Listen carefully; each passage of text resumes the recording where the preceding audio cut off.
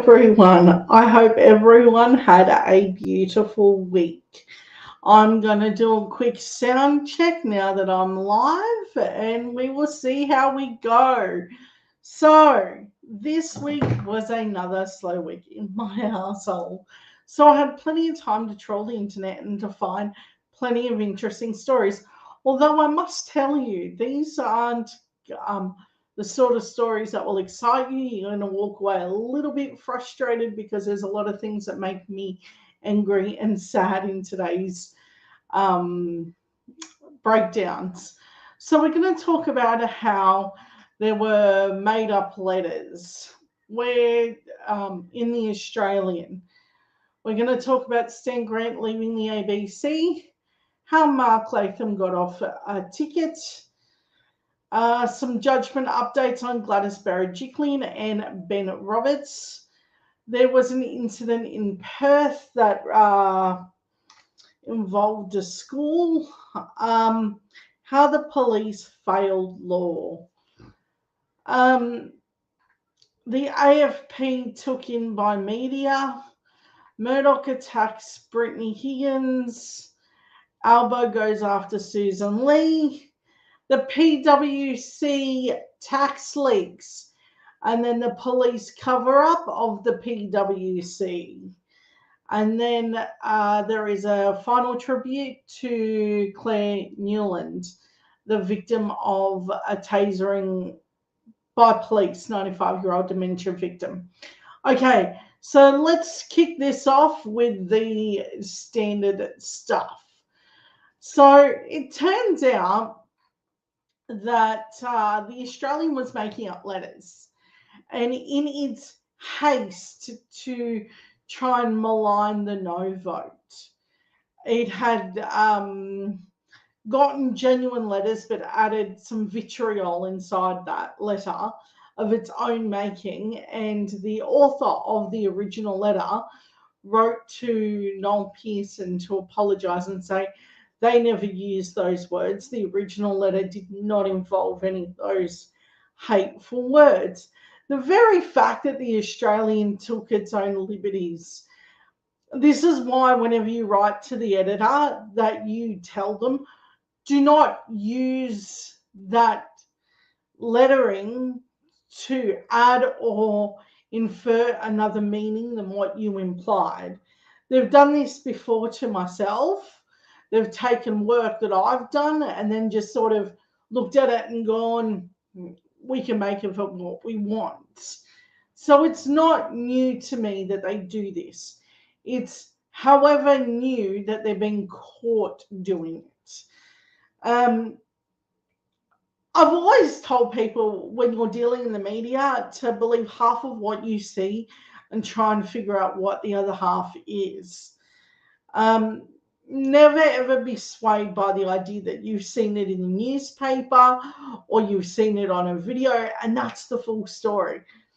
And I think that this is one of those stories where it comes to light very quickly how awful it can be.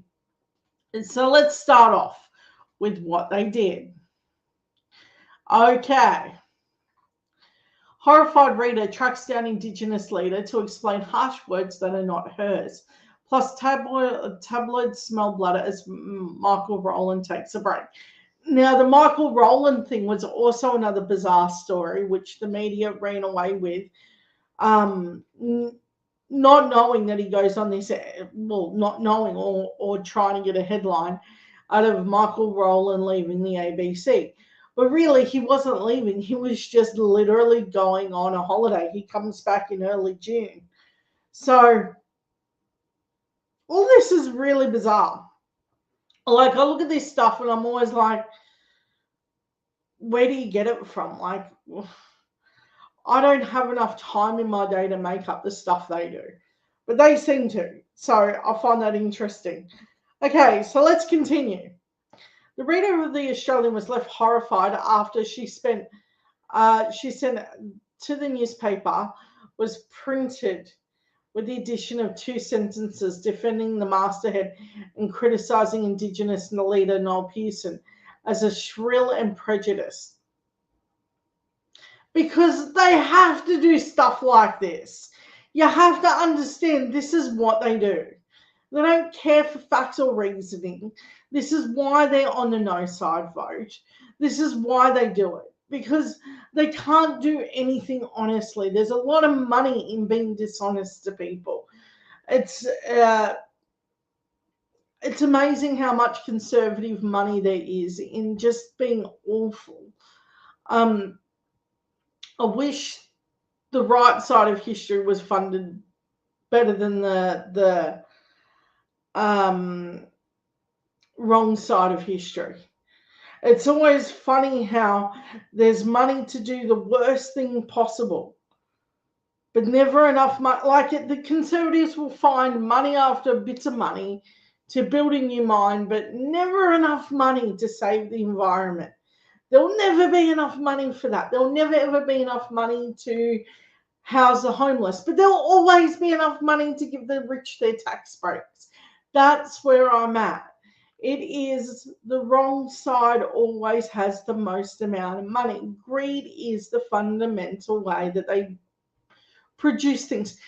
And I mean, this would have been devastating. I'm not shocked that they do this. I'm just mad that now it's all sort of unraveling like a spiel, like watching the Tucker Carlson show, and then pretending like there was any slither of truth. Pardon me. What Tucker did is that he'd take this minutiae detail, blow it up, and make up the difference in what the truth was. And that's how we operated. That is what it is. Pretending it was any other way, no. So that's not acceptable. So, yeah, I don't think there's much more I can do with that. Okay, so this week we learned that Stan Green has left the ABC. Now, we all know that the ABC has been overrun with right-wing nut jobs for a while. And we warned them before the 2019 election. We were like, you mess with the ABC, they're going to wreck it. And even if the left do get in, it's going to be too far gone. Here we are. It worked out exactly the way I said it would.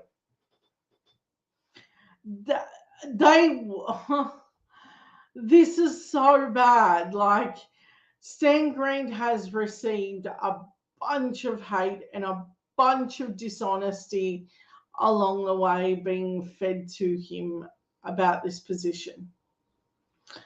Ida Buttrose has a lot to be ashamed of, but the Liberal Party have more. So let's listen to the final speech of Stan Green discussing his departure. It is sad, and I don't know how he even looks devastated. Many of you would know by now that I'm stepping away for a little while. Sometimes we need to just take time out. Sometimes our souls are hurting, and so it is for me. I've had to learn that endurance is not always strength. Sometimes strength is knowing when to say stop. And to those who have sent messages of support, thank you so much. But I'll be okay. Please send that support and care to those of my people and all people who feel abandoned and alone, who are wondering whether they have a place in this country and who don't have my privileges. To those who have abused me and my family, I would just say, if your aim was to hurt me, well, you've succeeded. And I'm sorry. I'm sorry that I must have given you so much cause to hate me so much, to target me and my family, to make threats against me. I'm sorry. And that's what Yinjamara means. It means that I'm not just responsible for what I do, but for what you do. It's not just a word. It is sacred. It is what it means to be Wiradjuri. It is the core of my being. It is respect. It is respect that comes from the earth we are born into from God by army. If I break that, I lose who I am. I am down right now, I am. But I'll get back up and you can come at me again and I'll meet you with the love of my people. My people can teach the world to love. As Martin Luther King Jr. said of his struggle, we will wear you down with our capacity to love. Don't mistake our love for weakness. It is our strength. We have never stopped loving and fighting for justice and truth, the hard truths to speak in our land. Yinjamara Winangana means to live with respect in a world worth living in. And we in the media must ask if we are truly honouring a world worth living in. Too often, we are the poison in the bloodstream of our society. I fear the media does not have the love or the language to speak to the gentle spirits of our land. I'm not walking away for a while because of racism. We get that far too often. I'm not walking away because of social media hatred. I need a break from the media. I feel like I'm part of the problem. And I need to ask myself how or if we can do it better. To my people, I have always wanted to represent you with pride. I know I might disappoint you sometimes, but in my own little way, I've just wanted to make us sing. And I'm sorry that I can't do that for a little while. To my family, I love you. And to my mum and dad,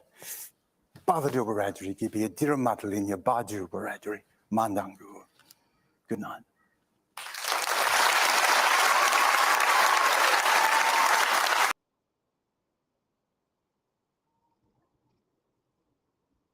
Oh, I did that a little bit. I think you should see that. He received a standing ovation. I'm struggling not to cry at the idea that they scared him off. You can't possibly. This is all because he wouldn't pay the biggest bowing moment to the Queen. And because he supports the voice to Parliament. But I would say that Conservatives, being a big monarchist that they are, which is why they're so anti the voice, the monarchy has spent a long time trying to pretend that Indigenous people just don't matter. From the very beginning, their idea was to kill off or to just obliterate any idea that they ever existed. So in two facets, Stan Grant did something which had left Conservatives weeping. The Queen, after the Queen died, he wouldn't bow to it.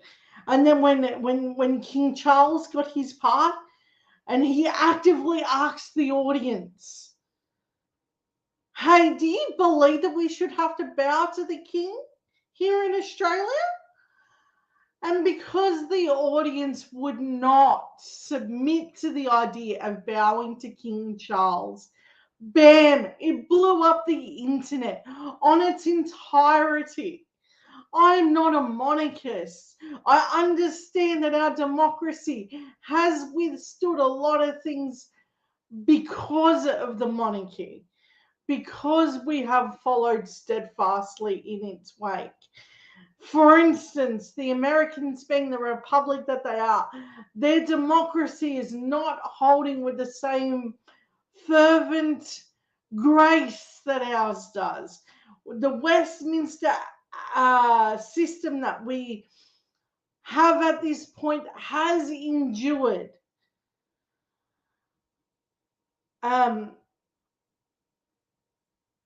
But for the love of God, it's time. It's time to stop pretending that the monarchy means something here. They spent a lot of time denigrating anyone they brought here. Everyone from convicts to people they just didn't like. They killed off the First Nations people. They have disrespected us from the jump. I think it's time that we looked at the monarchy and said no more. And that is my tribute to Stan Green leaving Q&A, and I hope he makes an amazing resurgence. I remember seeing him on other shows, and thinking he could have been a voice of reason here. But isn't it amazing? The people who stand up for what's right have to bow down eventually to the amazing pressures of doing so, while those who stand for something that is totally abhorrent to our nation stand there and do not flinch, not even for a second. It is amazing how much their hate has endured more than our love for this country. The people who truly love it will know when it's better to take the fight and regroup and make it stronger, better, and able to withstand it, than those who wish to tear it down and who do not give a damn about what happens to it in the end. Now I give you this moment to take that in. Stan Green was an amazing, formidable opponent to the Conservatives. I don't know how he got there, but he did.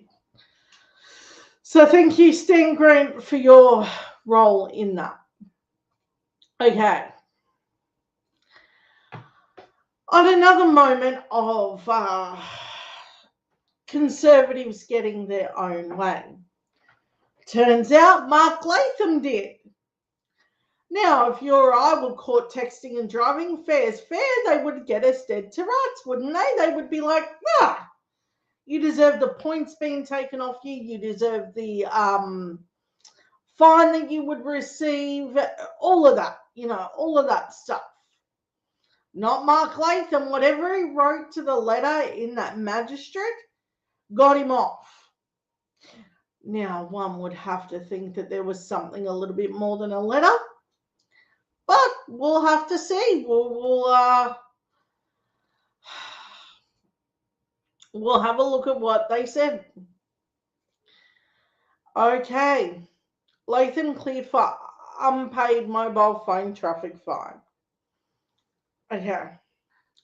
Mark Latham's legal challenges have been lightened after an unpaid traffic infringement was withdrawn in a Sydney court. Transport New South Wales dropped the charge for using a mobile phone while driving on Monday after the court received a letter from the Department of Contents, of which were not disclosed. The Upper House MP did not show up to court, but lawyer Denny Id said the client was relieved at the outcome. So, you know what? He really should be in a lot of trouble. I've seen Sydney, and I've seen Sydney drivers. There's no way he should have got away with this. Now, yes, I'm speaking like a Queenslander, and some of our roads are pretty shocking, but in Sydney, they seem extra formidable. The traffic seems more insane. So I don't know why he would. Why doesn't he have one of them cars that they all talk about? The government cars, where they get all the free transport. What are they called? Friendly Geordie spoke about them. Anyway, he was caught texting and driving, gets away with it, where you and I couldn't. Now, whatever is in that letter, they haven't disclosed. But apparently he gets off scot-free, no explanation. It's just, oh, well, that's Mark Latham. That's where we're at. Pardon me. But should it be? No. And this is another moment where, like Peta Credlin got off her drink driving charge. Now, if you don't know who Peta Credlin is, she was the advisor to Tony Abbott. She got off her drink driving charge. There is one rule for Conservatives. There is a total another for everybody else. Do not think that the law stands in favour of you. And I'm going to spend a lot of time this segment proving that to you as tonight goes on. Like I said, tonight is going to be very well lit on what happened here. You're going to walk away a little bit frustrated, but more informed as a result. Okay, so now that we've dealt with that issue, there's the next one. So Ben Roberts and Gladys Berejiklian have updates. Turns out Ben Roberts-Smith, there's a lot of controversy around what he is. I personally think of him as a war criminal, but that's me. I've gotten into a lot of arguments about how I view him. Anyway, listen to the updates that they have and Gladys Berejiklian on that one. And we'll get back to how I think we'll break it down more. Journalist Shane Dowling from the website kangaroocourtofaustralia.com. Now, just a quick update in relation to the Ben Roberts-Smith defamation matter and the Gladys Berejiklian ICAC matter, where she's under investigation for corruption. Now, the Ben Roberts-Smith judgment is due next Thursday, the 1st of June at 2:15 p.m. And I suspect the judge will read out a summary because the judgment's probably going to be a mile long. So he might read out half an hour, or maybe even a couple of hours. And the impact of that judgment is going to be widespread. It's going to have an impact, obviously, on Ben Roberts-Smith. Channel 7, Kerry Stokes, Ryan Stokes, they're up to their neck in it. They were financed, Channel 7 were financing the defamation matter until it hit the media, and then they transferred the financing of it over to their own personal companies. And obviously, whoever loses, you're almost guaranteed appealing. And I understand the decision on whether to appeal or not, as far as Ben Roberts-Smith is concerned, is controlled by Kerry Stokes, because Kerry Stokes is financing the matter. He's put that as one of the terms, apparently, that he can decide whether to appeal or not Ben Roberts-Smith. And obviously, if Nine Entertainment lose, their papers are being sued, the Age and the Sydney Morning Herald, if they lose, I suspect they'll be appealing as well. And also potentially has an impact on the people under investigation for alleged war crimes. As Ben Roberts-Smith, 4 of his witnesses apparently all under investigation for alleged war crimes, so it could have an impact on them too. The people deciding whether to institute criminal proceedings against them might take into consideration the defamation judgment. It might also have an impact on David McBride, who's currently facing criminal charges for blowing the whistle on alleged war crimes. So the people who got skin in the game, so to speak, are fairly widespread. And then there's the findings of New South Wales ICAC in relation to corruption by alleged corruption by Gladys Berejiklian. Their judgment, or not judgment, findings apparently due by the end of June, but I doubt they're going to wait until right at the end to hand down those findings. So I expect it'll be in the next couple of weeks. And that obviously have an impact on her and others as well. I read in the media today, her current employer, Optus, is sitting on the fence. They're saying, yes, they're fully supporting her. What's happened? So that basically outlines where we're at. Let's have a look at what it is that we're discussing. This is what we're discussing. All right. So, war crimes defamation verdict to be delivered. The most decorated soldier will learn the outcome of his case against 3 newspapers over Afghanistan allegations, including the murder of civilians. That's how serious this case is. And there were media outlets that were supporting this because, as we know, the media did fuel a lot of the support for the wars and everything else. And its deception in how it did it was quite obvious. It didn't surprise me that some media were, again, fueling this idea that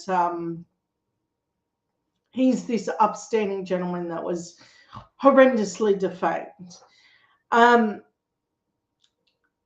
I think that this always comes back to, why do we have a media that really doesn't inform us, but more spends time to manipulate things in their favor? This case is, I couldn't imagine what it would be like to lose someone in an active wartime. but to lose them as just for being who they are. You know, civilians just going about there every day. And he gloated about what he did. And several people heard him gloat about what he did. So it's not news that he's an awful human being.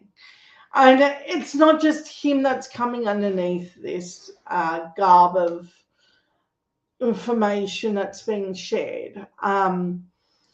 Several of the military are now being looked at for these particular war crimes. And yes, we should have rules about engagement of this kind of thing. God, if we don't, we turn out to be the very nature of all those things that we tell other nations that they need to do better.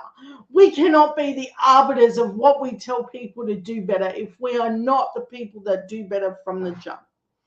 It's abhorrent. And that's where we are. So there's that. Okay, next up, we have a school shooting. So Perth this last week experienced its very first shooting. No children were harmed, well, not physically.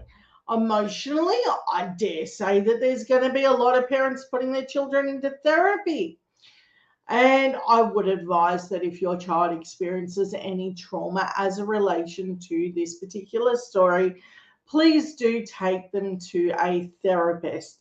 Yes, I'm warning you that mental health is a very real problem, and that probably stems from how this happened to begin with. So let's break that down as we do here. So let's listen to the police accounts and everything else of what went on. After frantic 000 calls from students inside Atlantis Beach Baptist College, police swoop on a 15-year-old former student. Other officers race to clear the scene. Yep, firearms secured. Discovering rifles inside a car. Yankee 104, we are with the vehicle. Firearms are secured. These firearms belong to his father. They were not stored properly. There was no indication that this father even was monitoring his child. In relation to this, if you are a parent and you are dumb enough, and yeah, I'm going to say it openly, if you are dumb enough to own a gun, why aren't you at least doing the fucking bare minimum, locking them up and making sure your kids can't get hold of it? Taking those keys around with you everywhere, not giving any indication that your kid can get hold of it. Dude, he went to a school with it. There cannot be a recourse from an action like this. Even if we believe that we have some of the most gun-safe measures in the world, which we do. It is phenomenal this thing even happened. I'm more than impressed that no one died as a result of this. This is his sheer stupidity.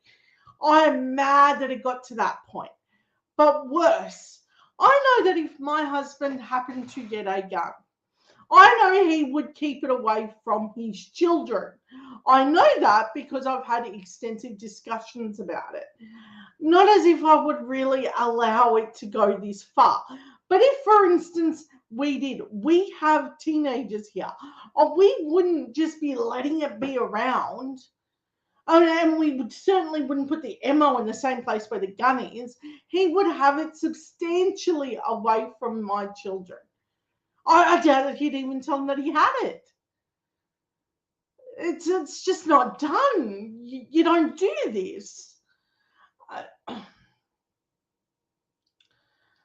I don't know what possessed this dad, but you got to know that he knew something was up with his kid and should have had those. There's no way that there were no signs at all.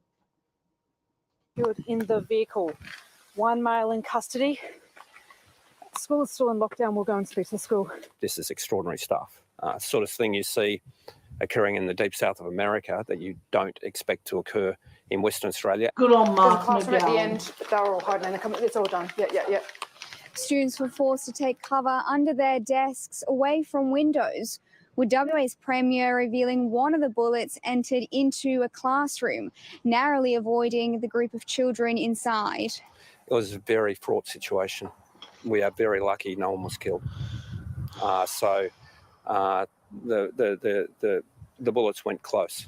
So it's a terrible, terrible thing. Close. And it could have been so much worse. Yankee 101, just quickly, I'm with the suspect. He shot 3 shots at the multiple buildings. So if we can get those checked ASAP, that'd be much appreciated. The Western Australian government is already moving to restrict access to guns in the state, with this incident hardening Mark McGowan's resolve. We're going to have a major rewrite of the gun laws of the state.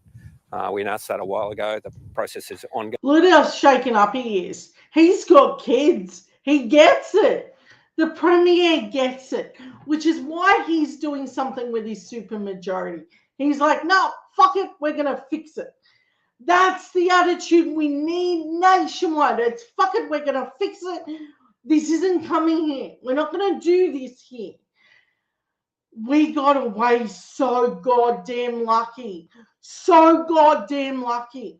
Do not count your blessings too soon. If you know of anyone with a gun and children, or anybody with a gun, make sure that they understand the severity of owning such a device. It's horrendous. That kind of terror. I sent my child to a very active school. A very active school. There are a lot of little people. I can't handle walking through that school with all the screaming and the boisterous children. It's anxiety inducing without the idea that there could be someone with a gun. Frightening, terrifying. I refuse to be the United States, and I'm so proud of Mark McGowan for standing up and saying, oh, you thought it was difficult before. Watch this, bucko. I like that, and he's done exactly what I was hoping. Going at the moment, we expect to introduce them later this year, and they'll be the toughest gun laws in Australia. The school was closed as police spent the morning investigating and piecing together exactly what happened. Police have now charged the 15-year-old with a range of offences. He's due to appear in Perth Children's Court on Friday. Darina Zadvirna, ABC News. Now, for legal reasons, we can't name the child. He's 15 years old. He was a former student of the Baptist College, Atlantis Beach Baptist College. My heart goes out to you and the families that were affected by this incident. It doesn't matter what you did in relation to any handling of children. There is not an excuse to grab a gun and take it to the school and harm other children. There just isn't. I'm sure more is going to come to light as to motive and whatever else. I hope the child is psychologically assessed and dealt with by the WA justice system. Okay. Now, remember when I said to you that you're going to be very frustrated but informed at the end of this? Yeah, you're going to be more frustrated. Okay. Brittany Higgins. Now, as you know that we've discussed over several episodes, Brittany Higgins was a victim of rape. I'm not afraid to say the word, and no one should be. She was raped. I don't question her. No one should. She is a victim. But what happens when the law doesn't know the law? That's what happened here. Okay, so let's break down what happened.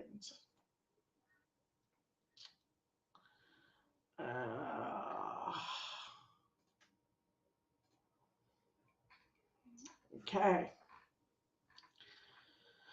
Bruce Lehman investigation team confused about legal tests to charge the suspect. While it was secretly doing this, it was also releasing Brittany Higgins' mental state and a whole bunch of other things. But I'm not done raking the AFP over the coals yet. So while that's letting off, driving texters, that are part of Parliament, and they're investigating GLADYS Berejiklian and her role in her major corruption, while it's looking at Ben Roberts-Smith and all this other stuff, where am I supposed to believe that these institutions exist to us all, are not just to punish the lesser than class? The entitlement class, the class that keeps telling us the law is fair and just and blind. This is a rape trial, for heaven's sake. All they had to do was let it do its job. But they couldn't do that. They had to tittle about, make sure everyone was as confused as possible, have one of the jurors do its own investigation into this, blow that up. Poor Brittany Higgins had already relived this story for the trial. We had Linda Reynolds, a member of Parliament, openly trying to intimidate that witness, also calling her a lying cow. On top of all of that, she gets a carpet cleaner in before the cops and ALBOs arrive. No cops or ALBOs were called, by the way. No proper thing was done here. And then we have the AFP like, oh, well, how about I just help out the Conservatives? If that isn't just the worst thing that you've ever heard. Now they're going to say they don't know the legal test to charge a suspect. Oh my God. That is horrendous in nature. We need to look at what happened to our AFP. But I'm not done. I'm not done. Turns out the AFP weren't done. Listen to what they did.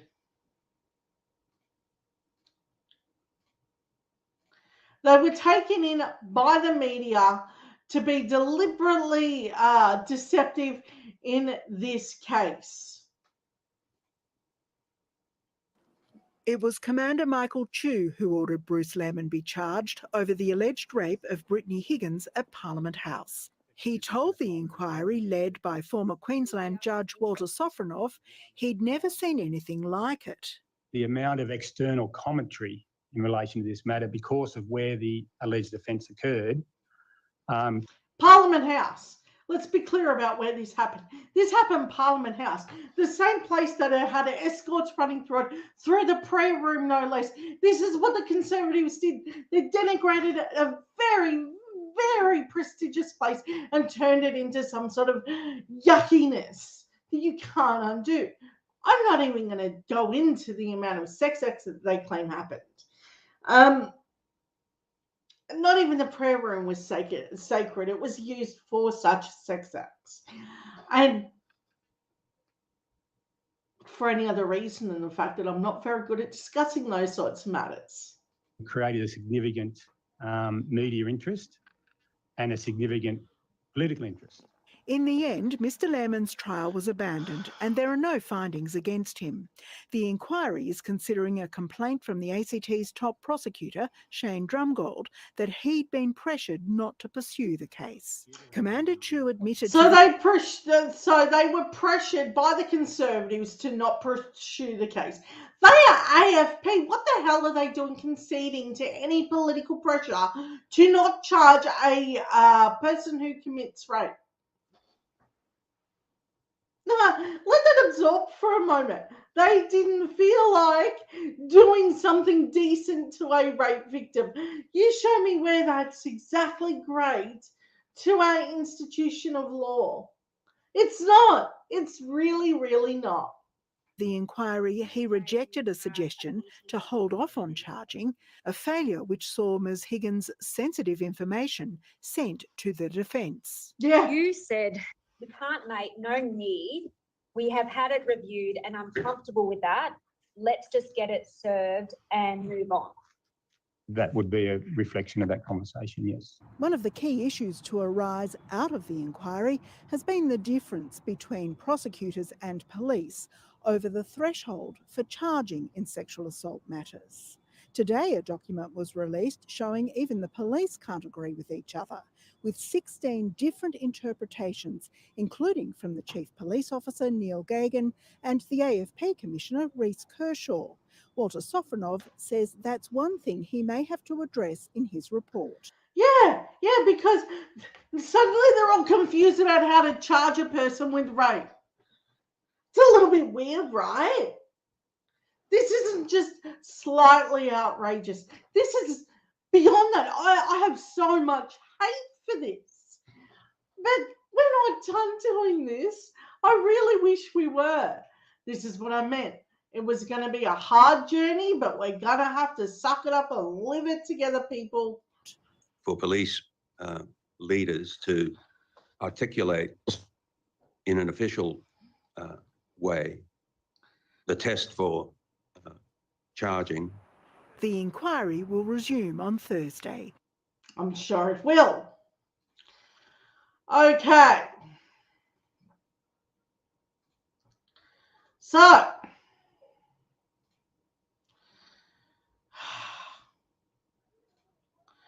as we're done discussing that, do you understand the amount of incompetence the AFP is under right now? If they are not redone as a group, there will be no... You've got to remember that the AFP raided with the fixated persons unit Friendly Geordie's home. These people are not representing law. They're representing a political persuasion. This is not a game. That's not how law ever should work. I don't know where these people came from, but can we at least feel like some of these institutions are fairly adjudicated? My God. Okay. Hold on. But they're not done. Oh, hold on. Where is that? Okay. They're not done. We have the disgraceful, very, very, very repugnant Janet Alberichian. She goes after Brittany Higgins, the victim in that case, saying that she's on the wrong side of Me Too. After all of this, no, this is not normal. None of this is normal. This is not a second Earth moment. This is all happening in real time. So at the same time, we're hearing that the AFP actively bungled the investigation into Bruce Lehman, actively had its report say, hey, don't charge him with rape. Hey, make sure that Linda Reynolds can intimidate the witness. Oh, and let's have her call her a lying cow right on the media's face. And then we have the media actively attacking that victim. No, it's done. We are done playing around with these people. Who the hell is running this show? I don't know, but this feels like 9 years was way too long for Conservatives to get their grimy little hands into every institution that seems to be corrupted. This is going to take decades to undo. The media used to be respectable. At some point, they turned into this sycophantic conservative loving. And then the police is like, well, I can't miss out on that fun. This is outrageous. I don't know. It's too much. But I'm not done in being frustrated about situations. There's more. There's more. Turns out Scott Morrison is writing a book. I dare say it's going to be filled with some, how many boats he planned to stop, how many immigrants he planned to harm in that process, about how he did all these amazing things as Prime Minister, how he held 5 portfolios, and he can justify how not illegal that felt. It doesn't shock me anymore that these people do this. He's just been appointed a special position in the US, and I don't know. We'll see how. I think he's either going to the US or Britain or somewhere. Where does it say he's going? Okay. And this is going to be a religious book. He's Australia's first Pentecostal Prime Minister. Like, that's something special. And it's HarperCollins Christian, represents more than 2,000 authors. So he is now on the advisory board for the Center of New American Security, because that's what we should give him, a job where he's doing American security. Nothing makes you feel better than knowing that Scott Morrison is going to sit on the board of American security. It's bizarre. All of this is so bizarre. Okay.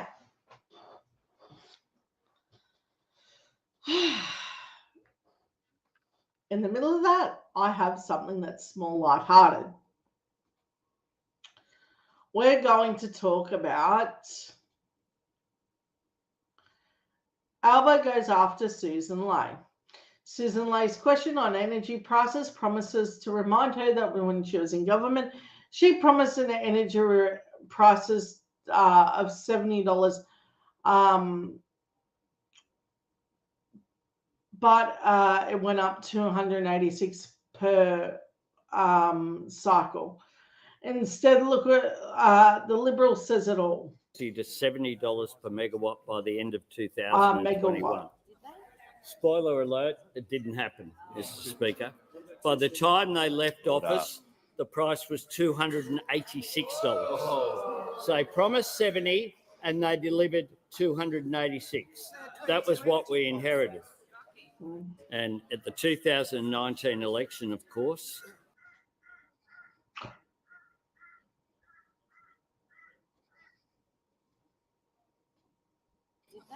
spoiler alert, it didn't happen.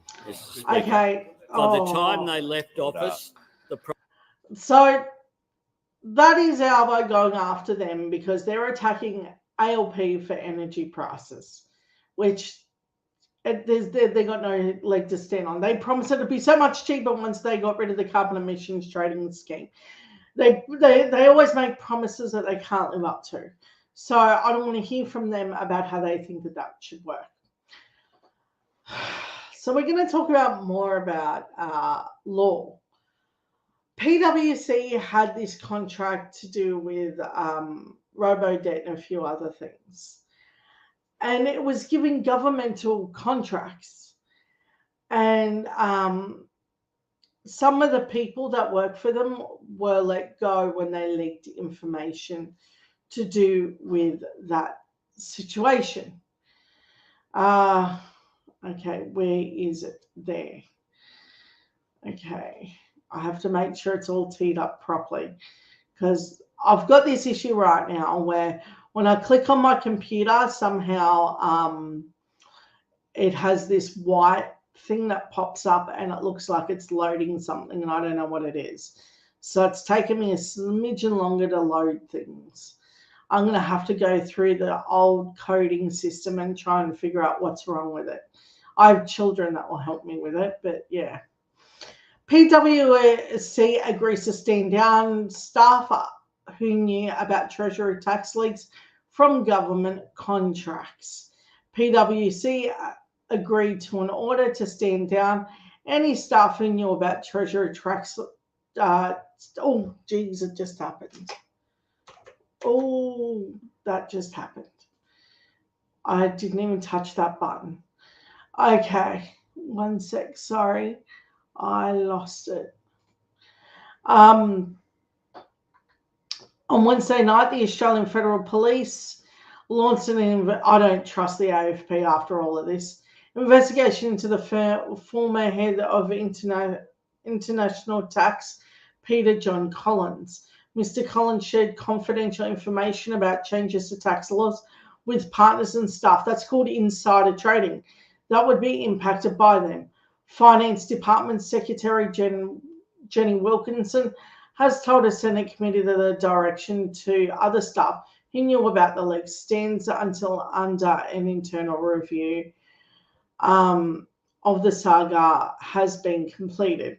Now, remember, PwC was also the same company that held robo-debt in its stead, never released reports into it. So this is a dodgy company. For some reason, they still hold a lot of government contracts. Why they haven't all been automatically dropped, I don't know. Whether it's hard to find replacements for them, I don't know. But it seems to be Labor haven't gotten rid of all these creaky moments of the former government that is corrupt to its core. Insider trading, this is one of many things that they've done. And then it's handling of robo-debt information and a few other things. I don't know how that's going to go. But then the police covered for him. It gets a little bit worse. As I said to you earlier, tonight you're going to walk away frustrated, but you're going to come away informed with those details. As we're talking about the AFP tonight in several different stories, whether it be the Ben Roberts-Smith case, Brittany Higgins, and a few others, I think it's fair to say that the AFP can't be trusted to have real integrity at all. Particularly when you look at Friendly Geordie's house, producer was raided by these same people. So let's listen to what happened here. Jane Young from the website kangaroocourtofaustralia.com. Now, I've just published an article on my website titled AFP Commissioner Rhys Kershaw and former New South Wales Police Commissioner Mick Fuller set to cover up the PwC tax dodging scandal. Now that scandal relates to a former PricewaterhouseCoopers employee using government information to help international companies dodge tax. Is the short of it, and obviously the article explained it in further detail. But the big problem is that AFP Commissioner Rhys Kershaw has a personal relationship with Mick Fuller, and Mick Fuller now works for PwC. Mick Fuller used to be Scott Morrison's neighbour, and in relation to that, they used to take each other's bins out, and they had this amazing agreement. Now you can see where this is going. The fish rotted from the head down, and it just got worse and worse and worse. I don't know. I don't think the AFP is redeemable after this. I don't. After hearing about how they leaked information on Brittany Higgins and they bungled it on how they knew that they could charge Bruce Lehman, you know, and then they were pressured by people to not charge Bruce Lehman. This is the AFP. They're supposed to be formidable, and yet they seem to be covering up a very lot of amount of crimes. I don't think that there's trust here with them anymore. He's actually doing consulting work or doing work for the AFP. So there's a huge conflict of interest there. And obviously doing consulting work for the AFP, that means the AFP are paying PricewaterhouseCoopers for that consulting work and other consulting work as well, apparently. So there's a conflict of interest there as well. Number one, they've got business interests between the two. Number two, Mick Fuller is a good friend of AFP Commissioner. There obviously needs to be some sort of separation. Maybe a state police force should investigate it. Or if there's no state... The reason why that's important is because police typically investigate themselves. There's nobody to walk in and then go, well, what happened here? And then somebody independent. Because this is so corrupted. This is broken. The AFP are a broken institution at this point. I have no doubt of that at all. Police forces without a conflict of interest, no work with PwC. Maybe they need to be looking at an international police force. Now, I'm about to show you two videos. One is from Friday, the 26th of May, 2023. where Senator David Shoebridge asked Reece Kershaw about the conflict of interest with his friendship with Mick Fuller. And Kershaw's arrogant response is absolutely quite disturbing, really. He should have just answered the question, not ducked and weaved like he did. So let's watch the first video from last Friday. Commissioner Kershaw, have you ever put a conflict of interest declaration in relation to PwC work, given your friendship with senior partner in government consulting Mick Fuller? No, I've not put in a conflict of interest. Don't you think you should have? Well, I haven't put one in. That wasn't my question, though. That was my answer. Don't you think you should have?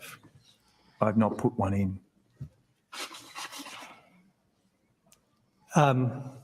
Have you had any communication with Mick Fuller since the PwC scandal broke?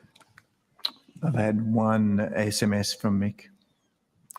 What did it say? He's disappointed with what's occurred, as in the conduct, not of him, of course, of the firm. Will you provide to the committee the full text? Mick Fuller wouldn't be embarrassed. Why would he be embarrassed? He's part of the whole cog system of corruption here. Mick Fuller definitely needs to be questioned over his role here. This is outrageous. That this is what I meant. For those of you who have stuck around to hear how just ridiculous this is, you will walk away informed but frustrated. To the SMS and any response you sent? I'll have to get advice on that, but I intend to, yes. Were you going to provide that information? Another conflict of interest is the fact that Reece Kershaw and Mick Fuller are up to their neck in helping Angus Taylor avoid criminal charges for fabricating a document back in 2019, 2020. And the second video is Reece Kershaw ducking and weaving another Senate estimates hearing, I think it was on March the 2nd, 2020. I'm also looking forward to your questions, and my Acting Chief Operating Officer, Darren Box, is here with me to try to limit the number of questions I take on notice. How often did they do this? They did this with the Brittany Higgins case. They did this with Friendly Geordies. They used a fixated persons unit. They did this here. It's extraordinary to think that these are meant to be institutions that we trust. It's extraordinary times.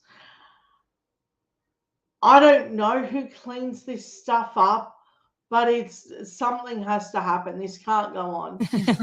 Given that apparently I set a record last time. Did the AFP form a view of the documents Minister Taylor or his office provided to the Daily Telegraph were a forgery? Again, I'm going to take that on notice. Thanks. I'll take that on notice, Senator. Well, I think I need to take that on notice. Yeah, I'm not sure, so I have to take that on notice. Again, I'll take that on notice. Again, I'll take that on notice. I'm not aware. I'll take that on notice. Again, I'll take that on notice. Senator. Do you know if the New South Wales Police did and if they forwarded that on to the AFP?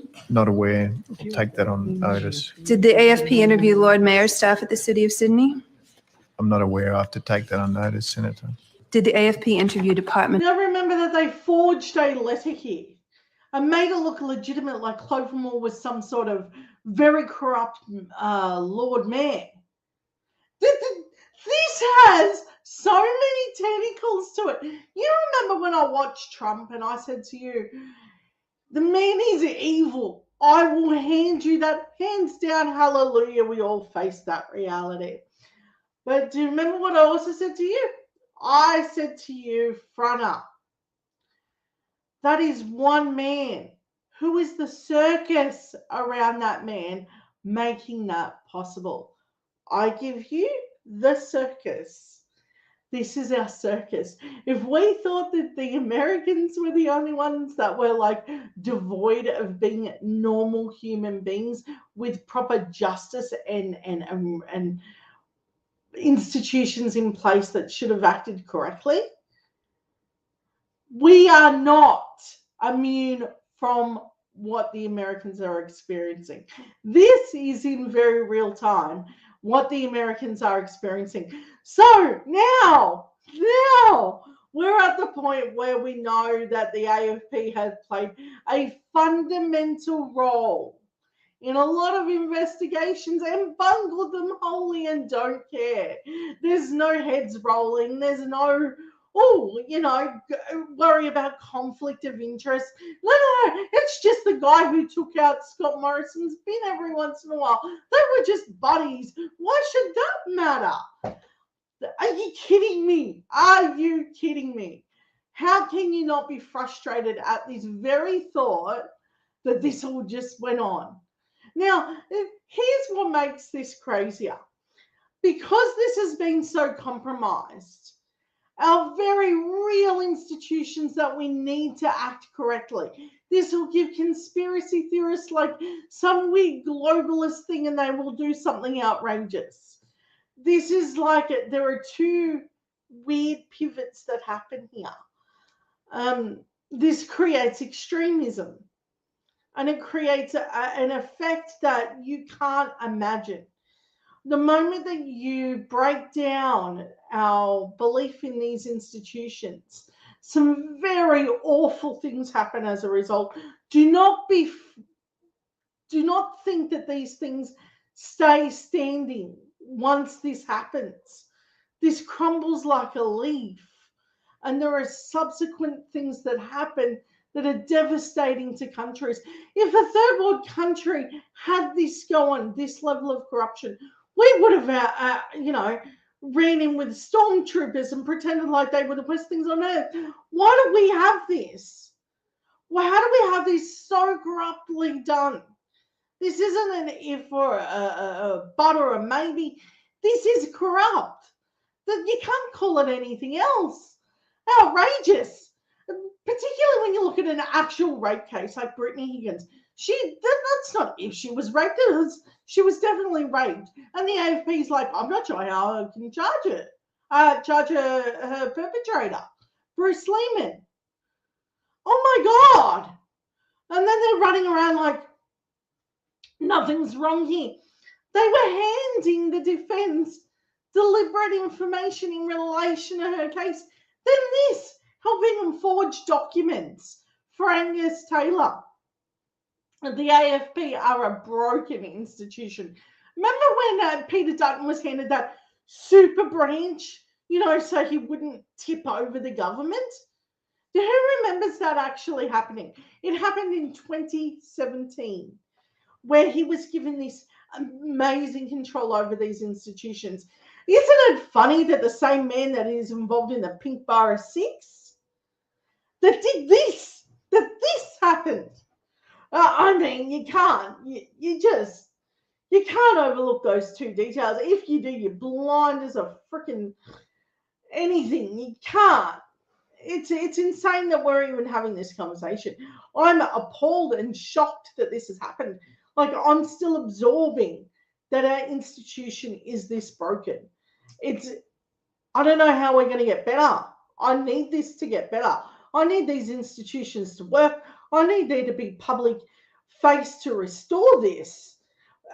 If we don't have justice and real rule of law, we're in a lot of trouble. We can't do this.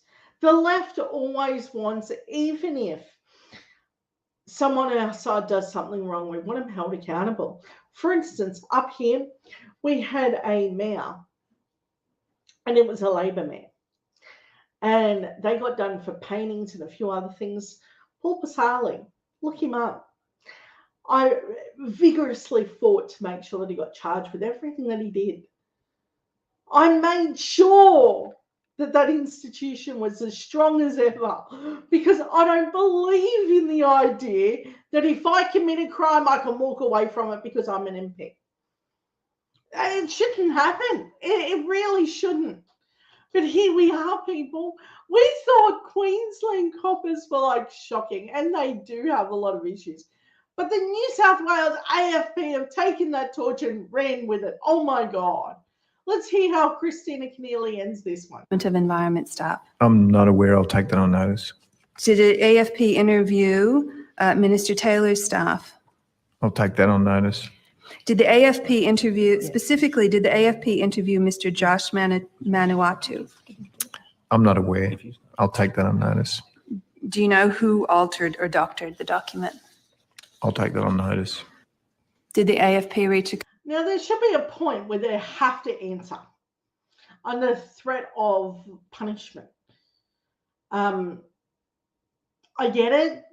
It's very self-incriminating, but I don't believe that they don't know.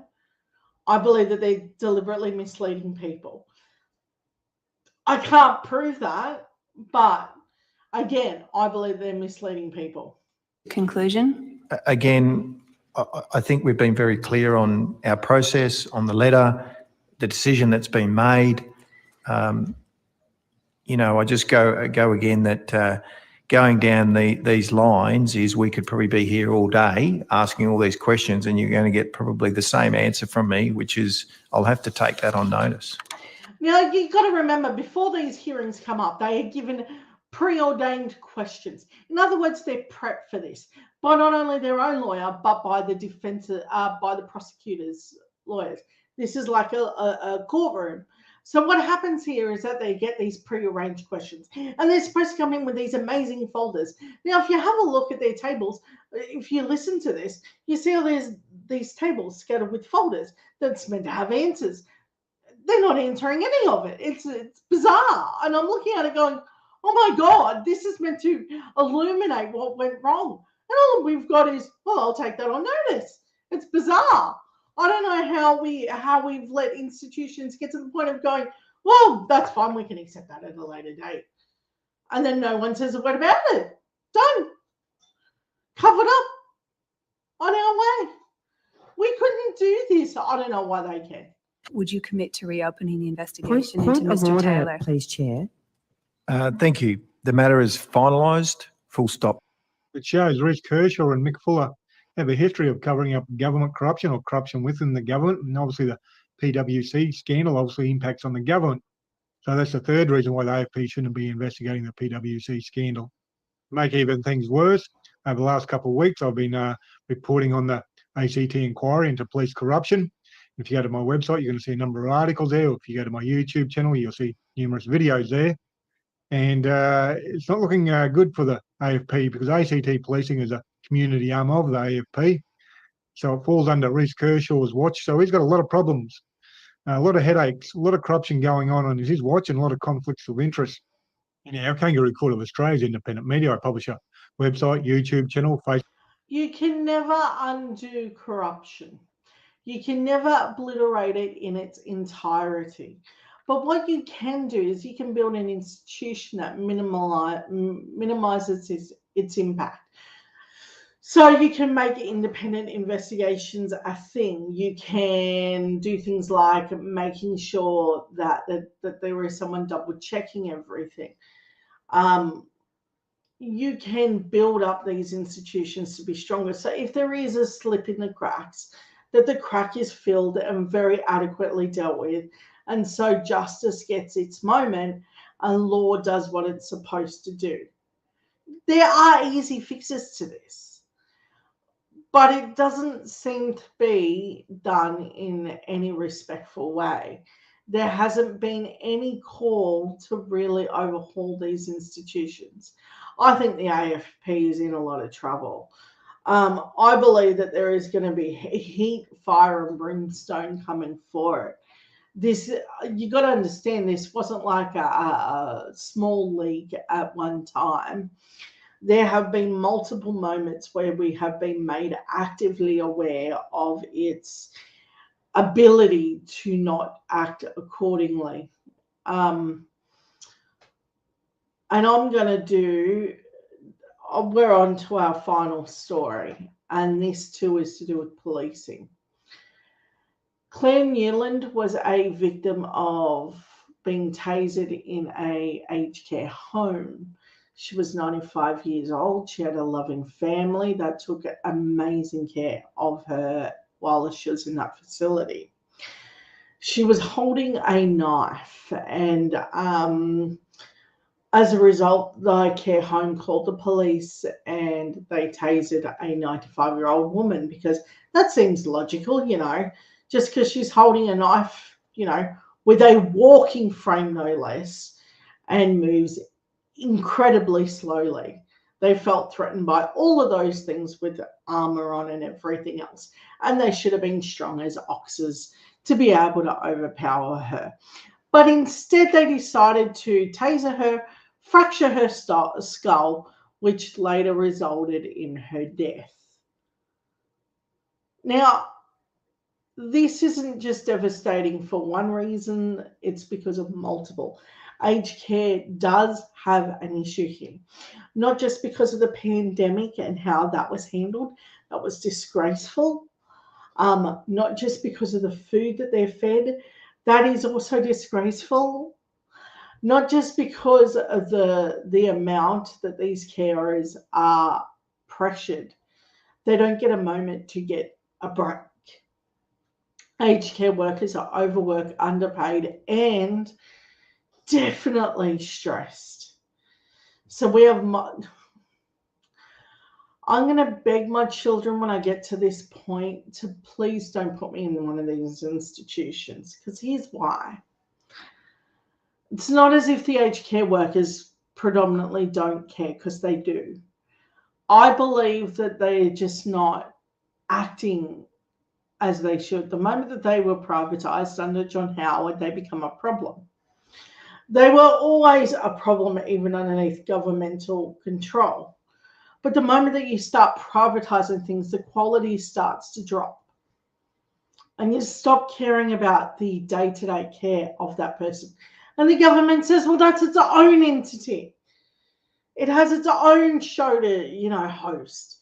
We're not responsible for any of it. And it wipes government clean of how that's handled. Now, these are our loved ones, people that raised us, that played a role in making sure that our everyday needs were met.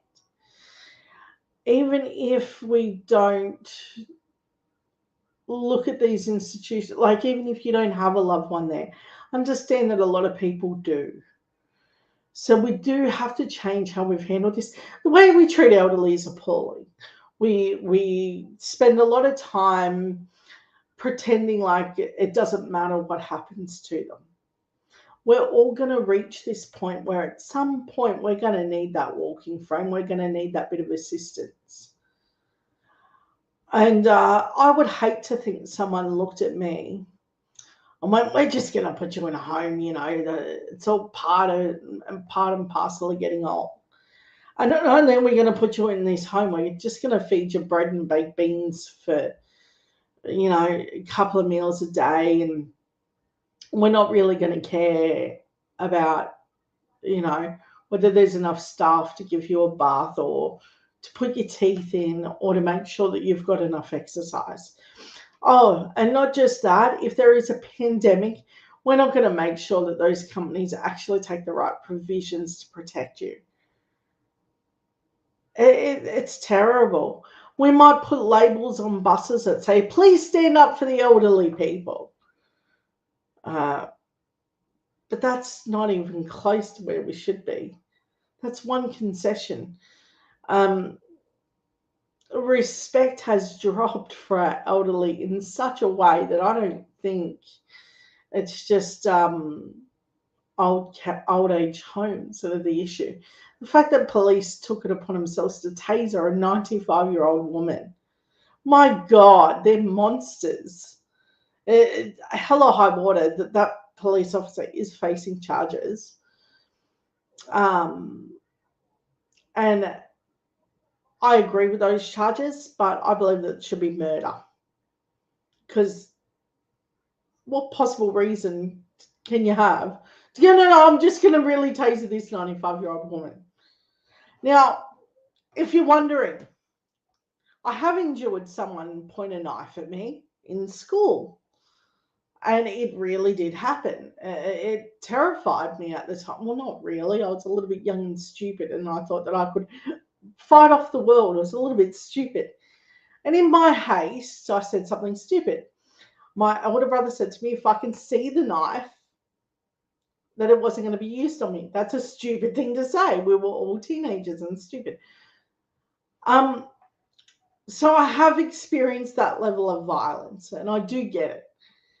And if it wasn't for a very fast-acting teacher that come over the top of this young woman, scooped her up, grabbed a knife, and then went, "What are you doing?" You know, scared the living daylights out of everybody. I could see this teacher approaching, but I didn't realize this teacher was actively aware this girl was pointing a knife at me. It was just a little tiny thing.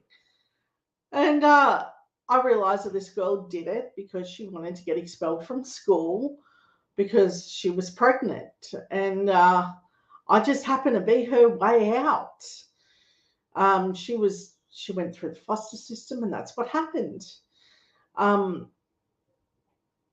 And that teacher was brave enough to take that on without harming that little girl. With no body armor, no nothing, no training in. She'd never seen a knife before. I'd never seen a knife like that before. Nobody had ever done it since. And it was terrifying, you know. I think back now, and I think I would have frozen more now because I can see what I have to lose, and I can literally see my life flashing before my eyes. But there is a stupid 16-year-old version of me that's like, I bet you're not going to use it. That's exactly what I was stupid enough to say. You're not going to use that. What an idiot. But that's my point. Claire Newland she had dementia. She was 95 years old. She was probably cutting up a piece of fruit or something, you know, just doing her everyday duty. And the staff, she probably just got confused and forgot that she was cutting up a piece of fruit and walked away with the knife. She probably didn't even realize that she had it. And the police couldn't handle that, but yet high school teachers can. Extraordinary. And a female one at that. I have thanked that woman immensely, by the way, for helping me that day. And I think that's it, isn't it? You know, there are very few actual heroes in that scenario. You know what I would have liked to have happened? For that knife to be taken off her, for her to be settled down in her room and given something to calm her nerves. Because I have a feeling that she would have been terrified looking at those police. I would have been. I'm terrified of police. I'm 40. And I'm terrified whenever they start talking. I'm like, no, I'll instantly do whatever you say. You want my soul? Here, take it. You know, I'm not good with law enforcement. I turn into a little bit of a crybaby. So, and that's true. I do not handle law enforcement well. I'm very intimidated by it. So I'd imagine that this 95-year-old was too. They're scary. They say things very quickly, very loudly. And before you know it, you're complying, you know. Like, oh, okay, no, I didn't mean to offend you. And she would have felt much the same way. I don't know. My heart and sincere apologies go out to Claire's family. And I hope that they have a way to deal with this tragedy. 95 is a good innings, but to be robbed of her last stage of life, even given that she had dementia, that wasn't on her time, that was on their time. A fractured skull would have been extremely painful, I assume. I've never had a hospital visit beyond one visit when I was little. I haven't really been in hospital. I've been up there there was one other time in a car, 2 other times for 2 different car accidents. But I was never really injured, not properly. But yeah, I've never had a real bad experience with hospitals either. I'm a very lucky person. Claire did not get that same level of care. Claire deserved to be treated like a human. I don't believe that the staff were thinking, I think that there was like procedures that forced them to have to call the police. That's what would have happened, I dare say. They would have been like, we can take the knife off her, but here's the procedure that we have in place for that. And there would be a lot of guilt at that aged care home. I don't believe that they meant her any malice by calling the police. I believe that the that they knew that the police were training de-escalation, as they should have been, to easily take it off her and then just walk away happily. I don't know how they got that so horribly wrong. So I want to thank everyone for a wonderful night. We are an hour and 20 minutes in, and I want to thank everyone for watching. If you have caught this live, please like, share, and subscribe, and make sure that you tell people about this live. I come to you because there aren't a lot of institutions out there that are going to make sure that you are heavily informed and breaking down this stuff. Now, do keep in mind that you are going to walk away from this frustrated, a little bit heartbroken, but as a result, I hope you learned something from awfulness. Okay, thank you guys. Night.